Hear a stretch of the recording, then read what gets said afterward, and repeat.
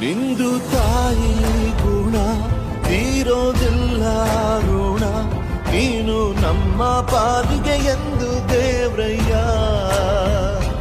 ತಾನು ನೋವಾ ನುಂಗಿ ಜೀವ ನೀಡೋ ಮಗ, ನಿನ್ನ ಪಡ್ಕೊಂಡಿದ್ದೆ ಪುಣ್ಯ ಗಣಯ್ಯ.